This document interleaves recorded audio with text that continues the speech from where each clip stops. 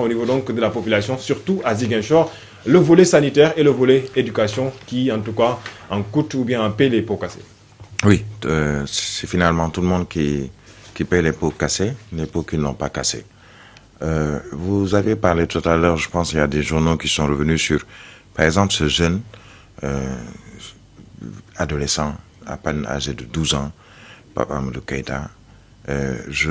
J'ai rappelé ici, il n'y a pas longtemps, je pense que c'était dans la semaine, quand on a lu le communiqué du ministre de l'Intérieur, on parle d'un jeune tué par couteau et d'un autre mort dont on ne sait pas par quoi ni par qui. Et aujourd'hui, on se rend compte que finalement, le ministre de l'Intérieur, comme je le disais la dernière fois, mais c'est totalement fourvoyé dans ce communiqué. La preuve, aujourd'hui, l'autopsie et les résultats de l'autopsie démontrent que le jeune n'a pas été tué par arme blanche ou par couteau ou par je ne sais quel autre objet contondant, mais par perforation. Et ce qui a perforé ce jeune, qui est passé par le poumon, qui a détruit quelques autres organes du corps, et qui est même ressorti. Ce n'est pas un couteau qu'il fait. C'est une balle. Ça veut dire qu'il est mort par balle, mort par arme à feu. Le ministre de l'Intérieur devrait, dans ce genre de situation, soit s'abstenir de communiquer, de sortir un communiqué, ou quand il doit communiquer, dire les choses telles qu'elles sont.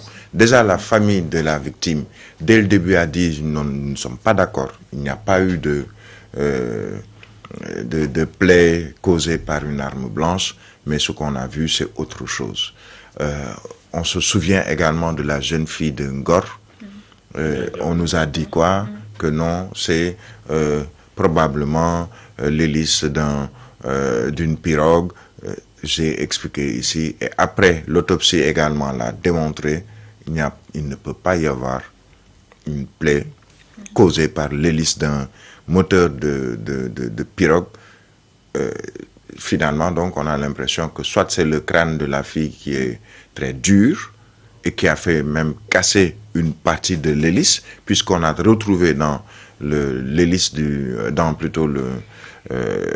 selon l'autopsie, des fragments dans le crâne de cette jeune fille, que Dieu les accueille au paradis, elle comme toutes ces victimes je pourrais appeler l'incurie de l'État. Je mets dos à dos l'État, l'opposition en ce qui concerne l'affaire Ousmane Sonko, Adji Sarr ou Adji Sarr Ousmane Sonko, Mame Mbaye Niang Ousmane Sonko. Pourquoi dos à dos l'État et l'opposition? L'État a la lourde responsabilité, mais l'impérieuse responsabilité d'assurer la sécurité de tous les citoyens sénégalais. Tous les citoyens sénégalais. Pas seulement au Sénégal, mais même ceux qui sont à l'étranger, les citoyens de la diaspora, l'État a l'impérieuse nécessité d'assurer leur sécurité à travers, par exemple, pour ceux qui sont dans la diaspora, les consulats, les ambassades qui veillent à ce que ces Sénégalais de la diaspora soient dans des conditions au moins assez bonnes. Maintenant, ici au Sénégal, cette sécurité incombe à l'État central et donc à ces différents démembrements que sont les forces de défense et de sécurité, l'armée, quand il s'agit des frontières, la douane, la police, la gendarmerie, entre autres. Il faut extirper de ces corps ce qu'on appelle les brebis galeuses, ces personnes qui ne suivent peut-être pas les directives venant de leur commandement. Parce qu'un policier ou un gendarme qui use de son arme à feu dans des circonstances où il n'y a absolument aucun danger pour lui, parce que c'est un peu comme ce qui se passe en Israël, où ce sont des jets de pierre et en face l'intifada, comme on appelle Palestine et les territoires occupés de la bande de Gaza, où ce sont des gens qui ont des pierres, qui avaient des lance-pierres, et en face d'autres qui ont des roquettes, qui ont des chars, qui ont des pistolets semi-automatiques ou des automatiques. C'est-à-dire que les rapports de force ne sont même pas égaux, ne sont pas pareils. L'État a l'impérieuse nécessité donc de revoir ceux qui sont dans ces différents corps, puisque de manière générale, on a d'excellents policiers, on a d'excellents gendarmes, on a d'excellents militaires. Pratiquement tous ceux qui sont des corps habillés, que ce soit la gendarmerie, la police, l'armée, les militaires, les paramilitaires, on a d'excellents hommes qui sont même appelés sur beaucoup de théâtres d'opération à travers le monde.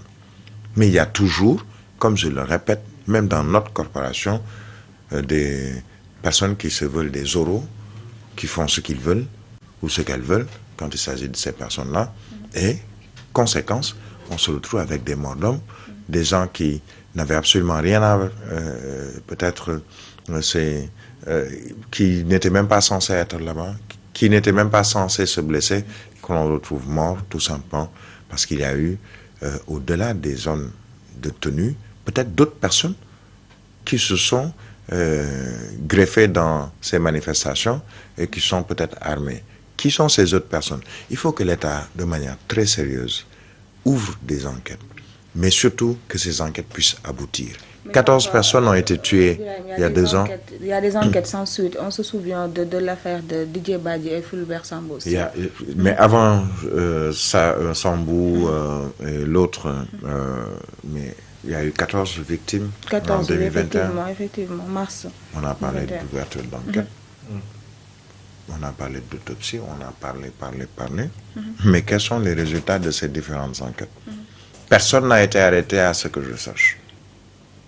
On nous a montré des images où ce sont des gens en civil. Est-ce que ce sont des policiers en civil, des gendarmes en civil ou autres en civil, mais des gens en civil qui détenaient des armes à feu.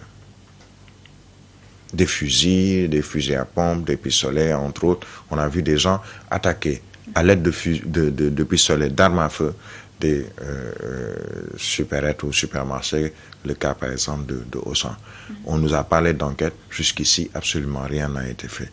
Si aujourd'hui les établissements scolaires, l'inspection d'académie par exemple de Sédhiou décide que le meilleur moyen de sauvegarder, de préserver les élèves ou l'ensemble du corps professoral également à Sédhiou, c'est de vaquer, ou plutôt une vacance forcée, même si c'est pour quelques jours, parce qu'on craint les manifestations et surtout le corollaire.